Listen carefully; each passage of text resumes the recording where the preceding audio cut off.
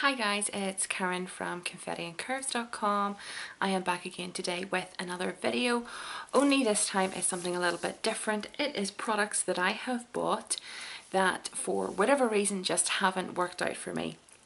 Now before I begin sort of getting into all the bits and pieces here, just let me make it clear that I am by no means saying that these brands or products themselves will not work per se, that they are crap or rubbish per se, but simply that they just haven't worked for me. You could be out, you could see them and sort of think to yourself, oh yeah, that looks nice, want to give that a go, and it could work perfect. It could be just my skin or the products I use or whatever. There could be a whole load of reasons why it just hasn't worked out for me, but they could indeed work for you. So, you know, if there's anything you see that you do want to try, you know, by all means, you know, go out, try it. Don't let my opinion, you know, sort of prohibit you from doing that there. They're all sort of under £5 anyway, so it's not like it's a huge investment lost. But I shall get cracking here anyway and get into them.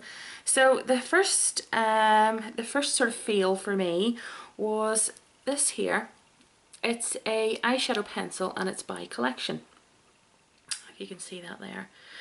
Now I have been using Collection for many years, well, right back whenever it was, I think it was Collection 2000 at the time. And to be honest with you, you know, I think they're a really good affordable brand. I've never had a huge range of their stuff, but I've kind of like, you know, dipped into bits and pieces over time. And I do have one other wee, oh gosh, it's like a, oh, it's a lip butter, sorry, it's called a lip butter. And again, it's kind of like a pencil balm type thing, and it's lovely, I love it. But this here, this eyeshadow pencil, I cannot agree with it at all. It just will not work. Basically what it is, it's a eyeshadow in sort of stick format, but whenever you swatch it, like I shall do now, it's even incredibly hard to swatch. It's almost like it has dried up, and even around the edges and stuff like that, it's like concrete.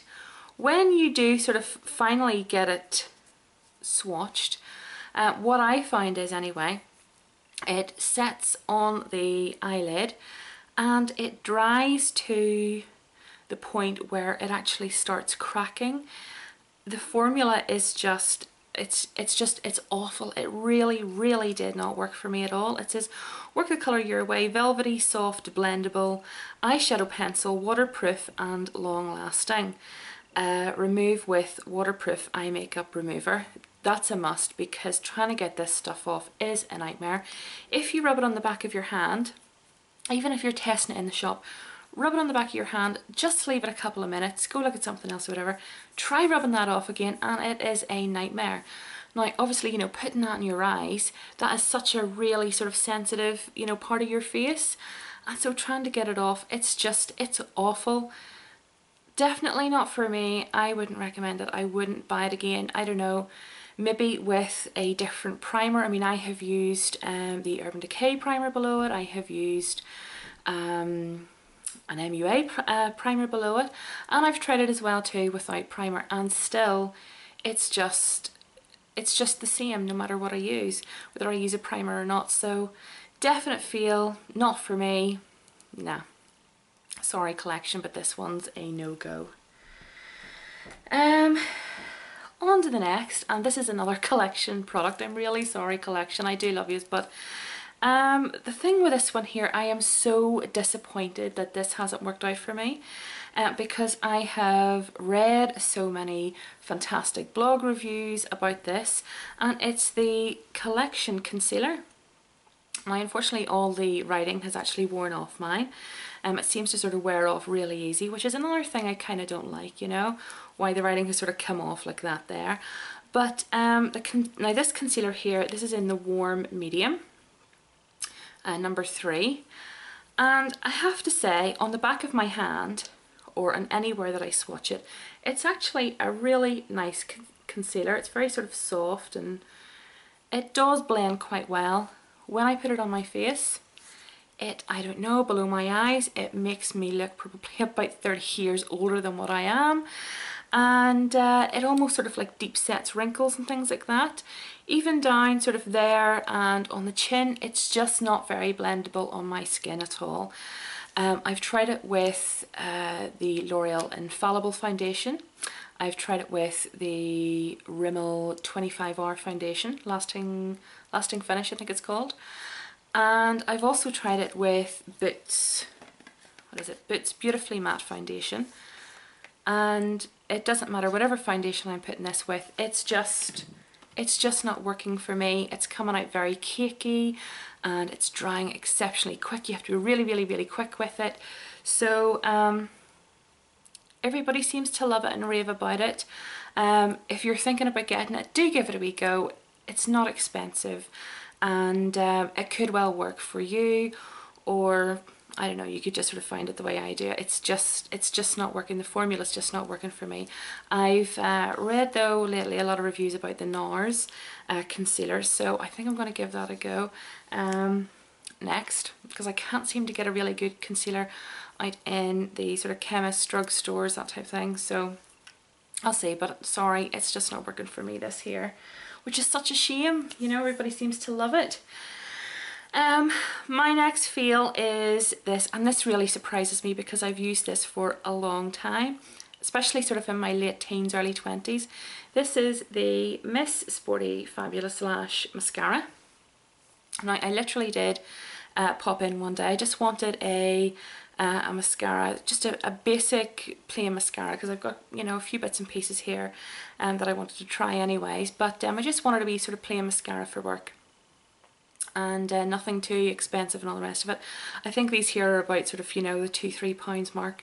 They're really, really affordable. But I remember this mascara, like I said, I haven't worn it in a good few years, but I remember whenever I did wear this mascara, it used to really lengthen my eyelashes and make them sort of nice and separated and fluttery and all the rest of it.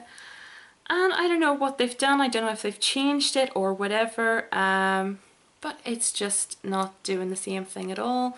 My eyelashes didn't, it was just like putting a really, really cheap mascara on that just, I don't know, that just done absolutely nothing at all. They weren't lengthened, they weren't fluttery, nothing happened, and I'm really disappointed because I remember loving this and buying it all the time.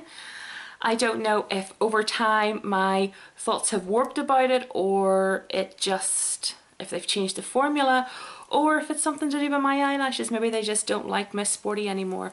But for whatever reason, I don't know, it just hasn't worked at all. I mean, the little brush in that there, you know, it's sort of just your standard mascara brush. You know, there's nothing special about it, but it used to do such a good job, so I don't know. Sorry. Moving on, okay, is I guess I should sort of mention before this. Now, this palette here is by NYC. This is the Individualize. Now, I'm actually wearing this one here today. This is this is actually for brown eyes, but although it's for brown eyes, and obviously I've got blue eyes, I wasn't actually so keen on the blue eye colour because I had a lot of those shades anyway. But this here is kind of like nice sort of purpley colours. You get, you know, clearly you can see I've used this quite a bit. And there's sort of the light pink, and then this sort of, you know, medium purpley sort of heather type shade, which is so, so, so nice, if you can sort of see that. And then the darker shade. You've also got a highlighter, and then up here as well, then you've got sort of creamy highlighters and bits and pieces like that going on. This is fantastic. I love this little palette, and this was the very first one I bought from NYC. So after I had bought this, I thought, oh yeah, I'm going to try another couple of things. Hence coming on to my feel, because I did buy this one. Now, this here is the HD Colour Quattro Eyeshadow in NY Tribute, 821 NY Tribute. This is kind of more purples and sort of heathery colours. The pink's grand, it's okay, but I don't know what on earth is different between, they don't look the same, or sorry, they don't look any different in terms of formula or whatever. it all kind of looks the same. If I can sort of just show you now, it doesn't look any different. Even the imprint in that there in it all looks the same. But literally within 45 minutes of putting this one on, it just fades into nothing. It doesn't last at all. It really doesn't last. I mean, you know, if you get an hour, if I get an hour of this here, I would be lucky. Whereas this one here lasts all day. It's fantastic. The colours are beautiful. And I don't know, but this one here, it just will not last. It just will not stay. Again, I've tried it with a high-end primer, which is my Urban Decay primer. I've also tried it with the MUA primer, because I do find that MUA eyeshadow primer is actually very good. And either or, it's not working, it's not sitting, it's not staying. I don't find the colour payoff that great. You really have to sort of work at it. Although whenever you work at it on your fingers, it comes off. But with a brush, and I would use the Real Techniques brushes, that's the 3 colours. In theory, they're lovely. They're really, really, really nice. But they just do not last. I don't know if it's just the shade or whatever. But it just won't last on me, so a bit of a shame, because I really, really, really do like those tones. So, but that's something I definitely won't be buying again. However, I would definitely repurchase this. This is lovely, and that's the NYC Individualized Brown Eyes, and that's in 945 Midtown Mall. So that's definitely the one to go for, but I'd avoid those. Not good. Okay, on to my next product, and that is, I don't know if you watched last week's video. It was either last week's or the week before, I can't remember now. It's all sort of mulling into one. This week has just been a bit of a mind melt, but I had put up a video which was the Avon Beauty Bargain Bag, and it was pretty much a bag reveal, and in it I got a couple of nail polishes. This is one of them. This is called what is it called? It's called Ultra Rouge, and this is the Art of Change nail wear. Now, I haven't actually read up on the Art of Change nail wear, what exactly that means, Art of Change, but what I find is this is kind of a nice sort of corally, salmony colour in the bottle. Looks really nice. When I first put this on, it was lovely. The colour was beautiful, it went on really, really well. First coat was great.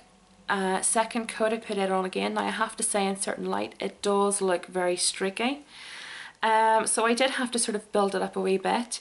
But after about sort of 2-3 hours of drying, I noticed that oddly enough, it kind of changed colour. Now I don't know if that was because maybe washing my hands or the soap or something. I don't know if something had affected it. But it literally turned from this kind of nice, rich, salmony colour to a kind of, I don't know, like a kind of granny pink, kind of like a really, really, really old bottle of sort of pearlescent pinky nail varnish that your nan has had lying about for years and years and years, and you've put it on and it's just the most horrid colour. I do love pearlescent pink nail colours, but this just, I don't know, it went awful. And it within the first maybe 4 or 5 hours, it was already starting to chip. The next day there was sort of almost big chunks out of the polish, so I did not like this at all. It was, no, I would not recommend this here at all. It flaked, it chipped, it done everything that I would that you would just hate in a polish, you know. And I'm really surprised because the packaging looks fantastic. It really does. It looks really, really, really nice. You know, it looks expensive enough, feels expensive enough, but it doesn't last, and it turns into a very, very nasty colour.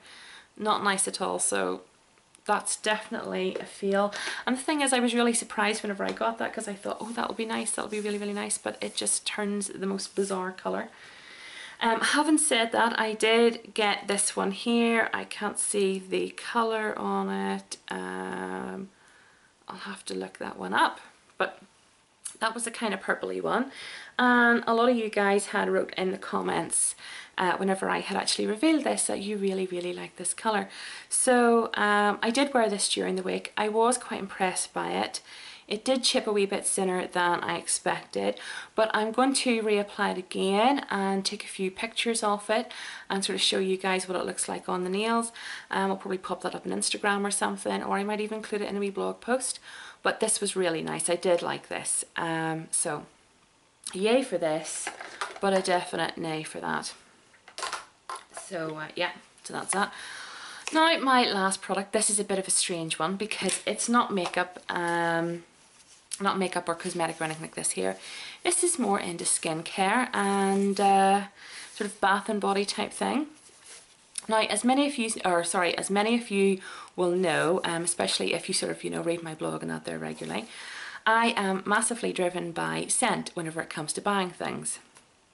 However, the day that I had run into, I think it was Superdrug, to buy this, or literally, I was just literally had went in to get something and had seen this here as well, and had literally lifted it without sniffing it. Put it in the basket and off I went, which is very, very, very bizarre for me because I love standing smelling all the products and goodies, but I think I was in a rush or something. And I lifted this here anyway. This is the Redox Uplifting Pink Grapefruit and Basil Shower Gel. And I'm thinking to myself, whenever, maybe it was the colour or something of the shower gel on it, because it was a really, really nice kind of tropical looking sort of pink. Very, very nice indeed. But whenever I brought it home, I expected this to be kind of a tangy, tropically, sort of with a sort of slight sweet smelling, just something really, really nice. And I do love citrusy smells. When I actually tried this out, I don't know who has put the ingredients or the perfume or whatever it is in this, but it is absolutely rancid. It is not nice at all. All I can smell off it is celery, which I absolutely detest with a passion. And I don't know, but the very first time I actually smelled this and I sort of squeezed it onto the shower puff, to be honest with you, I was really taken aback, and it smelt more like celery mixed with, I don't know, there's something else that's in it that I can't quite sort of work out what it is. I've asked a few people who have come in, you know, give this here a whiff, you know, and again, a few have sort of said, oh yeah, not so keen. Steve, he sort of thinks it's okay, it's not really his thing. But I don't think he's sort of getting the same scent that I am. I don't like it at all. In fact, it almost smells like kind of celery with like a gym smell. You know, if you're in a gym and like a sort of, you know, a really sweaty guy walks past you, that is kind of almost what it smells like sweaty gym guy and celery in a bottle. That's exactly it. It's just, oh no, it's not nice at all. So Redox, that is a major fail. I don't know, maybe other people will go in and sort of smell it now and they just might love it. Maybe it's just my nose, my whatever, I don't know what's going on there. But yeah, definitely not liking this here. Won't be buying it again. Having said that, there's quite a few other bits and pieces from Redox that I absolutely love. So it hasn't put me off buying the brand, it's just this particular scent. Grapefruit and basil definitely doesn't work for me. I don't know, next time you're in Superdrug or whatever, lift a bottle off it, give it a sniff, maybe you'll like it, maybe you won't, I don't know. It just doesn't smell right, so. Anyway, so that is all my stash, all my sort of little pile of feels here that I have bought recently that just haven't worked out. Like I say, most of them anyway are well under £5, so if you do decide to go and try them for yourself and they don't work, you know, at least it's not a huge investment lost. But fingers crossed that they do, or that they're certainly more successful for you than they are for me. Have you tried any of these things? Do you have any of them in your stash or your collection? Are they working for you or are they not working for you? Or what products at the moment don't you like? You know, what have you bought recently that you're not so keen on? Let me know in the comments below. I'll be posting this video obviously on my blog, which is www.confettiandcurves.com. Also it'll obviously be available on YouTube too. So anyway guys, whatever you want to leave below, you know, do let me know. Be nice, please. And yeah, if you want to hit the like, subscribe button as well too, leave a wee link to your channel or whatever, just let me know and I'll certainly pop over and check it out. So yeah, that's it. I hope you all have a really, really, really good week. And thanks as per usual for watching. Oh, and I should say, as usual, don't forget to check out the giveaway that's running at the moment. It's running up until the end of June, and that is where you could win a Urban Decay Naked palette of your choice. Very exciting. So do get over to Confetti and Curves and you know, get entering in that there, because if you're not in, you can't win. So anyway, I will see you all again next week, and thanks for watching. Bye.